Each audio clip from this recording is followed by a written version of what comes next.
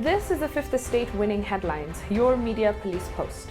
In this segment, we summarize some of the headlines that you may have missed this morning, but we also take a look at the political pieces that we call cartoons in this country.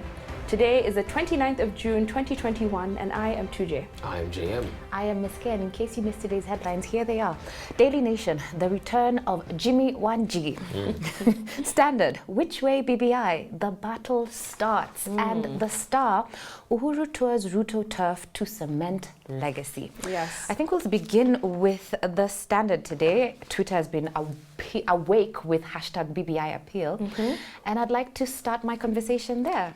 So the BBI case is finally in the Court of Appeal, and all eyes are on the 7 appellate judges, and the options are only 2: uphold the referendum, or actually it's hold a referendum, or uphold the High Court decision that stopped the referendum process. The Standard is calling it the mother of all court battles. Yes. And we'll have to wait and see which way the Court of Appeal will rule. But I have one final comment on constitutional interpretation and judicial legacies. In 1968, when Richard Nixon was running for president, he popularized a phrase as a campaign slogan. The phrase was strict construction. For the Nixon campaign, strict construction meant interpreting the Constitution, like the American Constitution, based on a literal and narrow definition of the language without reference to the differences in the conditions when the Constitution was written and to modern conditions or societal changes. Nixon promised that he would appoint judges that were strict constructionists, as opposed to judicial activism that characterized the Warren Court. Now, the Warren Court was a period in the history of the U.S. Supreme Court when Earl Warren served as Chief Justice. Under his leadership, the Supreme Court desegregated schools, allowed interracial marriages, and improved the rights of criminal defendants. Now, as a person of dark skin, I applaud the activist decisions of Earl Warren and the Supreme Court of the 60s. But as a student of politics, I see the downside in his legacy.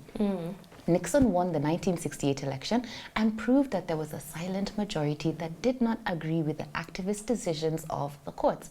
And America is still dealing with that dichotomy today. So I think that there's a lesson here for our own situation.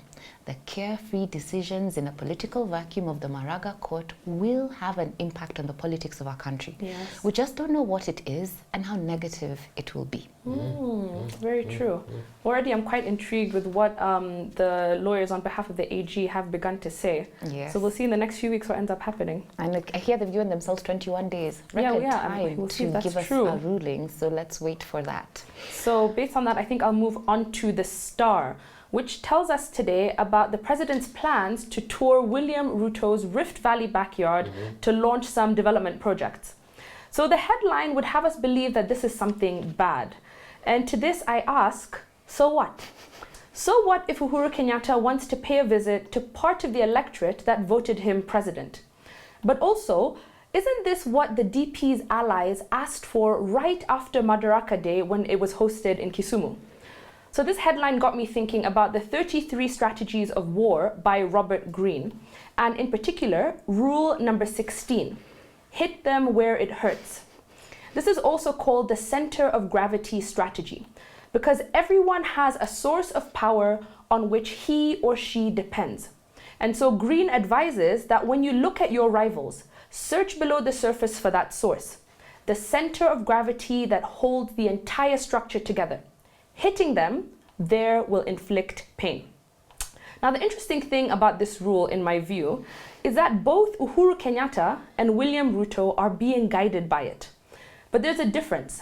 And as Greene writes, often what separates a mediocre general from a superior one is not their strategies or maneuver, but their vision. They simply look at the same problem from a different angle. And I want to submit that Uhuru Kenyatta is the superior general who is led by a vision for Kenya. William Ruto, in my view, is preoccupied with the trappings of power and the unverified and untested nature of his bottom-up economics. And while Ruto is obsessed with wooing Mount Kenya for votes, Uhuru Kenyatta is showing with action that he's the president of the Republic of Kenya and all of her citizens. His trip to the Rift Valley is focusing on issuing title deeds in Trans Nzoia and commissioning road projects in Uasin Gishu and Elgeyo Marakwet to the tune of 30 billion shillings. This is transformation. Yeah, yeah. So back to rule number 16, hit them where it hurts. Uhuru Kenyatta has mastered this rule better than the DP for one simple reason. The proof is in the pudding. This is a man at work who is focused on delivery. And in my opinion, that is the best way to hit your enemy in their own backyard. Yeah. Yeah. Instead of going behind their back Their and trying back, to woo exactly. their electorate. Now today I would like to talk about the 2022 presidential election. And as I said last week, elections are about two things in regard to message. Either reinforcing a perception held by the electorate or changing a perception held by the electorate. And the path of least resistance is to reinforce their perception, not to change it. And that is where Tanga goes wrong. In politics, the rule is don't bother asking people to change their views and beliefs. Instead, the smarter thing to do is to get them to shift their object of aggression. And this phenomenon of an object of aggression is especially true in Kenyan politics. Every presidential election in Kenya since 1992 has had an object of aggression. Yeah. Both the 92 and the 97 elections were solely anti-Moi elections. And so too was the 2002 election. In 2007, Raila managed to get the Kikuyu nation to become the object of aggression, and it worked marvelously for him. In 2013, however, tables were turned, and he ended up getting caught up in the whole anti-ICC wave that saw Uhuru and Ruto come to power. And then the 2017 election, Raila Odinga was conveniently villainized. He was cast as a disgruntled perennial candidate, perennial loser, a saboteur of progress whenever he doesn't get what he wants. Yeah. And now 2022 is coming up, and for sure there will be an object of aggression. So who or what is it going to be? My hypothesis is this. The political establishment has thought long and hard about this, and their plan, you know, it's turning out to be rather brilliant. It is to get us as the electorate to retreat back into our ethnic political associations, to revive our tribal identities and our tribal parties. If this happens, the narrative of one big non-tribal hustler, Kenyan electorate, all of that will be null and void. Ruto and the three deadly sins that he represents will become the object of aggression. The sins, let me remind you, the sin of greed, the sin of deceit, and the sin of restlessness, something I talked about on the 10th of February. So that's the way we are going. Yeah, that's quite true and quite interesting. So we have a three-part criteria that we use to judge the headlines for you. We ask ourselves two questions. Is the headline topical or speculative, repetitive or groundbreaking, and thoughtful, or just plain lazy? Can we address the Daily Nation? Oh, we must. The return of Jimmy Wanjigi. I think it's quite interesting how conveniently on a day when Jimmy Wanjigi's pearly white teeth are on the front page of the Daily Nation, he's also trending on Twitter under hashtag Jimmy Wanjigi for president. So I think this is a more apt headline for the Nation should have been Jimmy Wanjigi is back. It's back. He should have just said it as plainly as that. And he paid us. And he paid us. So can we toss that just for the reason that it is Purely envelope bought, journalism? purely, he picked the picture himself. Showing his best side. So what do we say between BBI, which way BBI, the battle starts, and your apt description of Uhuru's tour of Ruto's turf to cement the legacy? I think we tossed the star, on the basis of just a bit of negativity. A little or bit. implied negativity, And the Standard gives us our winning headline. On to our final thought, but before we get there, don't forget to subscribe to our YouTube channel and hit the like and notification buttons. Yes. And now our final thought. Today is inspired by a book entitled The Attention Merchants, The Epic Scramble to Get Inside Our Heads by Tim Wu.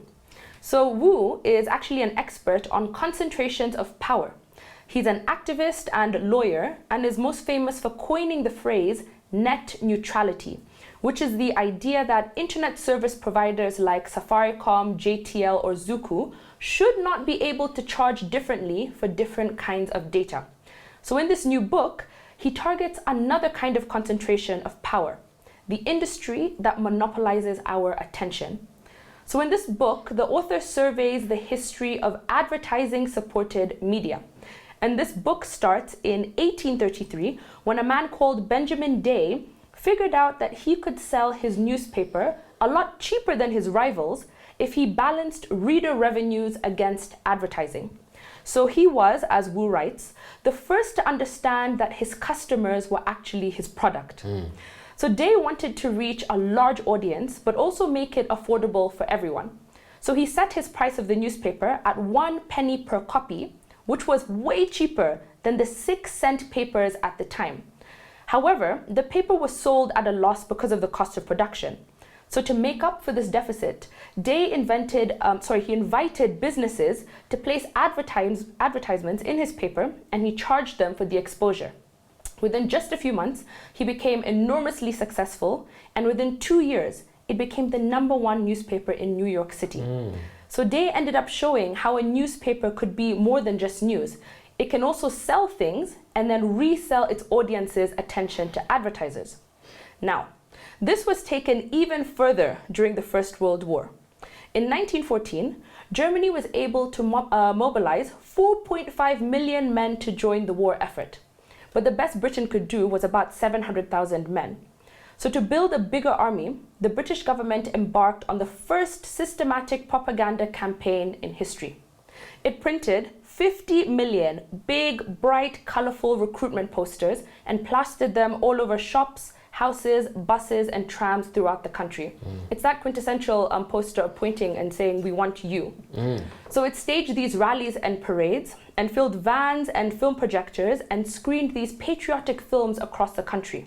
And it worked. Because of this experiment in state-sponsored persuasion, millions of young men then marched off to war. And so Wu identifies this moment as a major turning point in what he calls the industrialization of human attention capture. This overwhelming success of British propaganda, it provided the power of the mass attention, and it caught corporations everywhere, and it taught them this very valuable lesson. If governments could convince their citizens to die in a foreign country, surely the private sector could apply those same techniques to persuade people to buy things. And he says, thus, the modern advertising industry was born. So Lovely history. Yeah. Now, in light of this book, I'd like to talk about celebrities and how celebrities capture our attention. And you know, their lives remain a constant pull on our attention. So, what do Leonardo DiCaprio, Matt Damon, and Angelina Jolie all have in common besides their good looks? They all share tremendous worldwide recognition. Yes. Celebrities are what you call powerful attention harvesters, around which a lucrative industry is centered. Consider the incredible success of People magazine, a publication focused solely on celebrities, published by the renowned Time Life Incorporated. When the first issue of People hit the newsstands in 1974, it sold around 1 million copies. Wow. From 1976 to 1980, the publication proceeded to quadruple its income. And since the 1990s, it has been the single most profitable magazine in the world. Wow. As a result, running a full-page ad in People will cost you about $350,000 or 3.7 million Kenyan shillings. Wow. Now, why is this the case? According to the author, despite decades of academic inquiry, there are still no convincing explanations for why celebrities captivate our attention so thoroughly. That notwithstanding, however, the powerful reaction that celebrities prompt in average human beings has led many scholars to draw parallels with traditions of worship whose purpose is to occasionally transcend this banality of life, of an average life that we live, and get a glimpse of that which is extraordinary, that which is infinite. So, for instance, in his book, the author tells us The Face of Garbo by Roland Barthes. He describes the amazement prompted by the actress Greta Garbo people apparently were absolutely captivated by just a mere glance at her stunning face. And the same author, Barthez, also points to the widely adored actor Valentino, guy who died in 1926. And that resulted in some of his fans actually taking their own lives. Oh gosh, What is this obsession that we have with celebrities? With celebrities, true. We're still trying to figure this out. Scientists are still trying to figure that out. And while they figure it out, I think I'll take us back a smidge into something else. I think what I found interesting in today's book was the author's narration of the invention of prime time. Prime time is the block of broadcast programming that takes place during the middle of the evening that is targeted towards adults. It's the time when most people are watching TV or listening to the radio or looking at the celebrities. And in Kenya, prime time runs from around 8 p.m. to 10 p.m. It's a time when adults are home from work and they all turn on their TV or their radio for entertainment and news. And because many people are watching at this time, media houses charge a premium for advertisements shown during this time. But prime time was not always a cash cow. In fact, in the 1920s, when radio was the primary media, the idea of advertising on radio was controversial and distasteful. In fact, Herbert Hoover, who would be the future president of America, said in 1922, "It is inconceivable that we should allow so great a possibility for service, for news, for entertainment, for education, and for vital commercial purposes to be drowned in advertising chatter." But there was a toothpaste company called Pepsodent that decided to use radio to sell their product. They decided to sponsor a popular sitcom titled Amos and Andy. I won't mention that they used very many racial slurs in Amos and Andy, but they decided to sponsor it with a sponsor's message at the end of the show. Pepsodent faced initial criticism but the idea was a success. And at its height, Amos and Andy is believed to have attracted some 40 million listeners each and every evening, with some episodes reaching 50 million. Bear in mind that the population was 122 million. So that's about half the population listening to you. Pepsodent sales increased more than twofold during that prime time between 1929 and 1930, and primetime advertising and sponsorship was born. A merger between the business of entertainment and producers and that of advertisers, to the detriment of your hard-earned money. Amos and Andy and its successors have managed to create a business model by which any medium can sell what we call today eyeballs. Yeah. Very interesting book. A very, very interesting book. And I'm not embarrassed to say that I used to buy a lot of copies of People magazine. And I think my favorite section, as what you were talking about, GM, they'd have this section where they talked about celebrities. They're just like us. So you'd see Beyonce going to the shop to buy milk, because she buys milk just like me. So I think it was that kind of banality, and, you know, trying to see an extraordinary person doing a basic thing is what attracted people to it. I don't buy it anymore. No. We will take you at your word. Today we had a winning headline from The Standard. Don't forget to subscribe to our YouTube channel, and we're also on the TV screens. You can find us on Pan Free to Air, Go TV, and Star Times. I'll leave you with a random quote on statistics and data. Statistics are like bikinis. What they reveal is suggestive, but what they conceal is vital. It's by a gentleman called Aaron Levenstein. He's a business professor in some random school. At least he's a professor. I had to mention that because y'all were judging my quote. Do have a great evening.